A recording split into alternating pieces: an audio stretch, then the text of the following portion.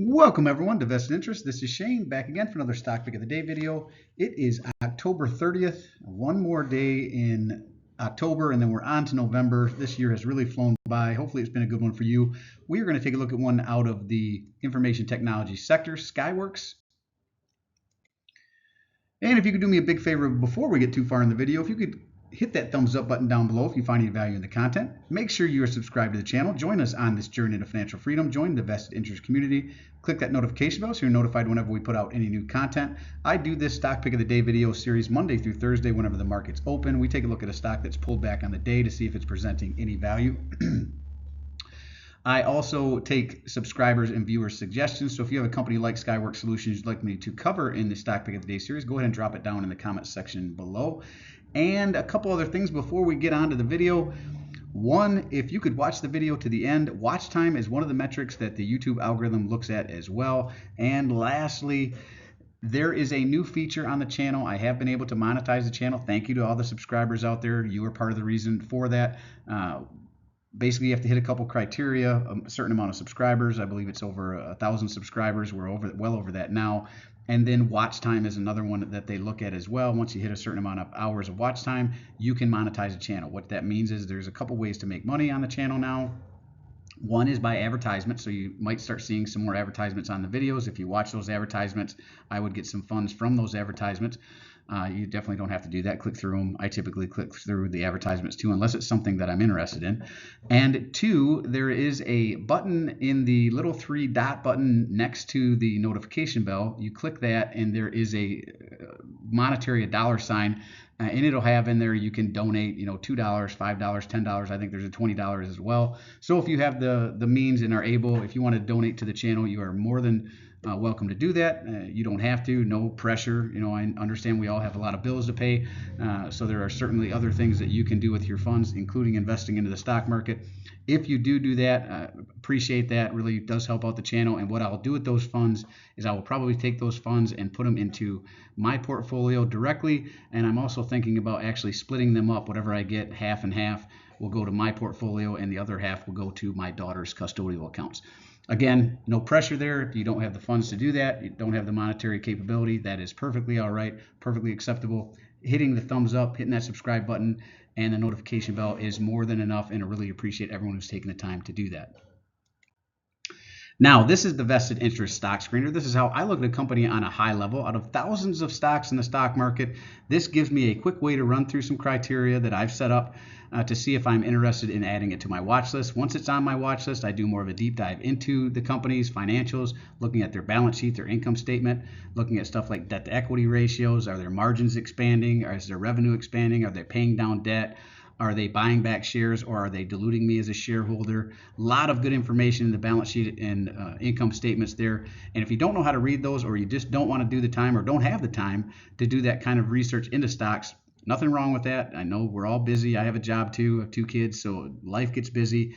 But there is a way to invest in the market. The S&P 500 is what Warren Buffett would recommend to most people. So an ETF or an index fund that tracks the S&P 500, like VOO, VOO, that's the Vanguard S&P 500. There's several others out there. SPY is one I know, SPY. So anything that tracks the S&P 500 would be what Warren Buffett recommends to the average investor. We are going to take a look and make sure at the end here how the stock stacks up on the screener. It's got to make 5 of 8 to make it onto my watch list, or 6 of 9 if it's a financial company like a bank or an insurance company. Then we add in price to book, with 1 being fair value, anything under 1 being undervalued, anything over 1 being overvalued. Now that works for banks. For other companies like this one in the information technology sector, and this being a chip manufacturer, you should compare this to other companies in the same sector, so the information technology sector, and that produce the same products. So you could compare this to something like Taiwan Semiconductor, Intel, several others out there that are in the semiconductor space. NVIDIA would be another one that you could compare this to, and you want to compare their price to book to the same company and see how they stack up there. Now, back to Skyworks Solutions here. Check them out at their homepage, www.skyworksinc.com. That's www.skyworksinc.com. That is their homepage where I pull this information from.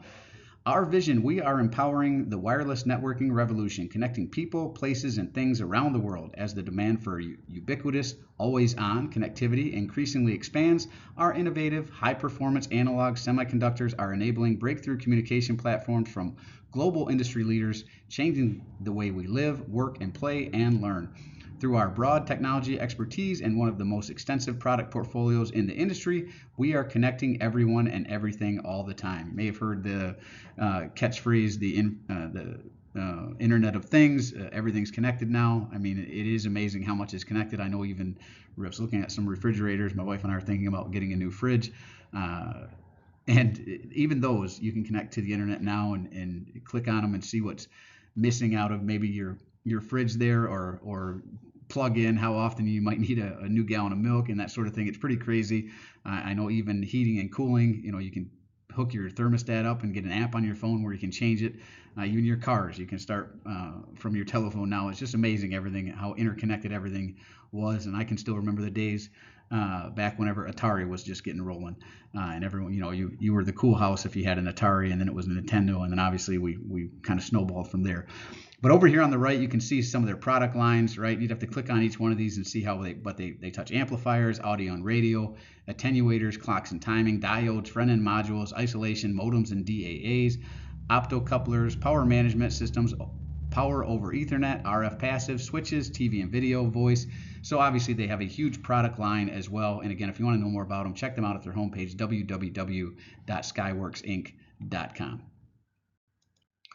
Now, the reason we are taking a look at them, down 8.21% on the day, we are talking about Skyworks Solution Incorporated, ticker SWKS, out of the information technology sector, closed out the day at $89.99.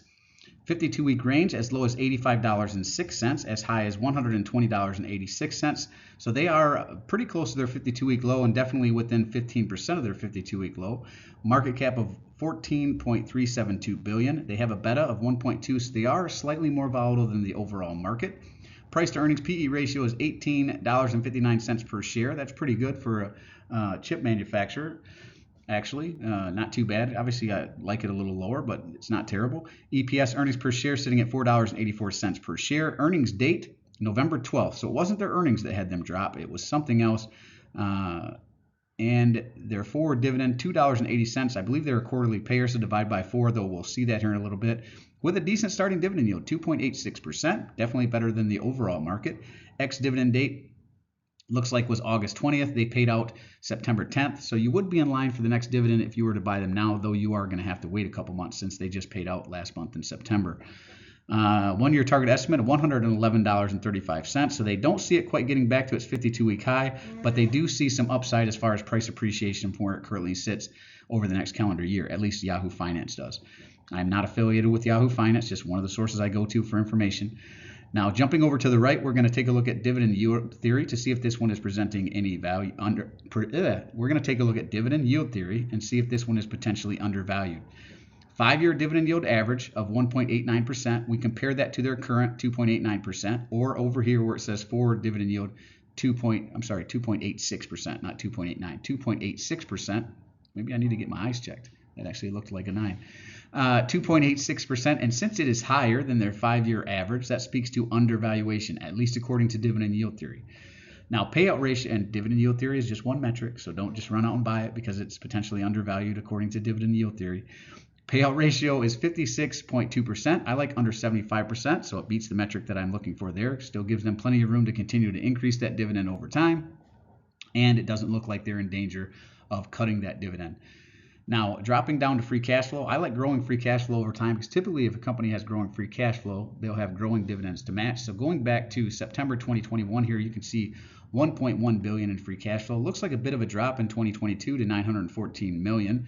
2023 back up to $1.6 billion. And then the trailing 12 months, again, this does include part of 2023 numbers, so it's not quite all of 2024 yet.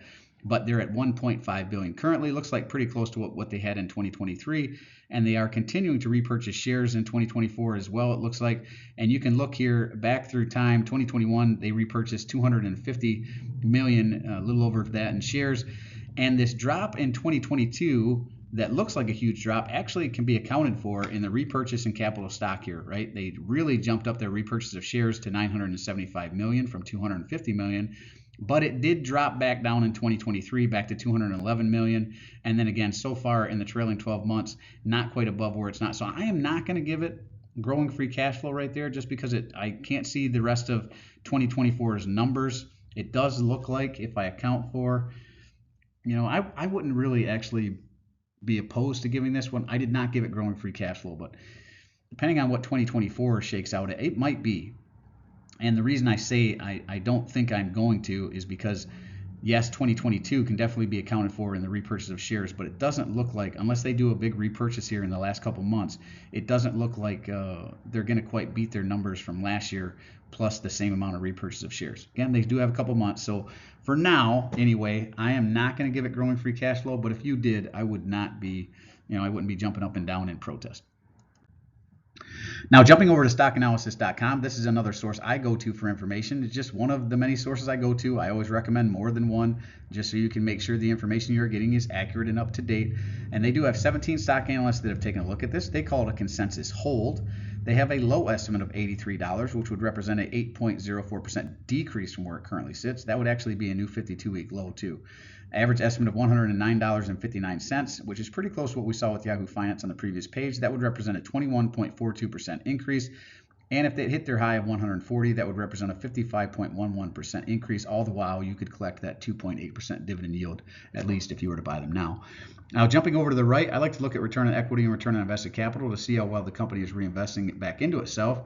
And I like 10% or better for both of these metrics. Return on equity, ROE, sitting at 12.78, beats the 10% I'm looking for there. But return on invested capital is a little low at 7.02%, so it doesn't beat it. It's got to be both, all or nothing here. So even though one is good, the other is not, it does not get a check from me.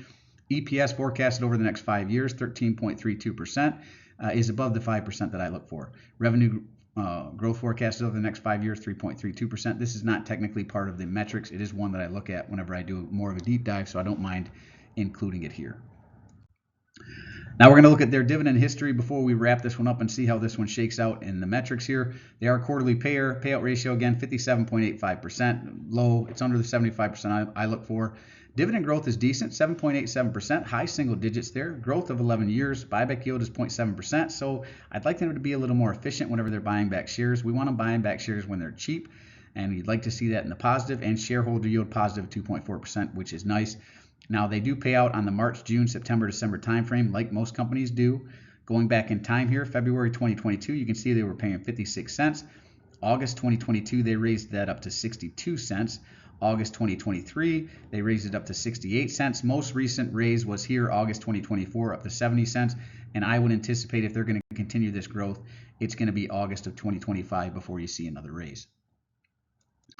All right, let's jump back over to the screener here. Understand the business. That's where we start. That's where we look at their homepage. You need to know what a company does. What do they make? What are they selling to produce that profit and revenue?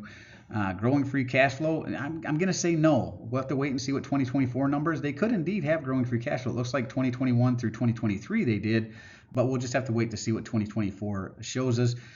Growing, and again, I wouldn't be in protest if you had that one as growing free cash flow and just said 21 to 2023 is good and we'll wait to 2024 numbers. That's fine. Growing dividend, yes. Dividend payout ratio is under 75%, so check there. Dividend yield theory says it's potentially undervalued. Check there. It is within 15% of a 52-week low, so check there. ROIC was low. ROE was fine, but it's got to be one, or it's not. It's got to be both or nothing, so no check there. Earnings per share growth was over 5%, so check there. So we're looking at 1, 2, 3, 4, 5, 6 of 8. So this one is going to go on my watch list. Let me know in the comment section down below. Is this one that you are buying? Maybe you're one of the people who is selling today. If you are one of the people who is selling today, why? What is it that is concerning you about this company? Why was there such a big drop? Love to hear from you. Well, that is really it for this one. As always, appreciate you stopping by. If you haven't done so already, don't forget to show me some love. Hit that thumbs up button down below. Ring the notification bell. Most importantly, subscribe to the channel. Join us on this journey to financial freedom. Join the vested interest community. And drop a comment down below. Let me know what you think of the video. Let me know what you think of Skyworks Solution. I do personally read and respond to the comments. I am always interested to read your questions, opinions, or suggestions for future topics. And excuse my fumbling over my words. today. I don't know what the issue was, but it happens. And well, this is Shane signing off, wishing peace and prosperity to you and yours. And remember, financial security comes to those who take a vested interest. Hey, thanks for stopping by. Thanks for tuning in. Hope you have a great week, and we will see you in the next one. I'm not a financial advisor. Nothing in this presentation should be considered financial advice. I am only sharing my opinion and investing for educational and entertainment purposes. Investing involves risk and cancerous money. You should never invest any amount you're not comfortable with. Always do your own research. Invest based on your situation, circumstances, and select the criteria, or seek the advice and counsel of a certified financial advisor.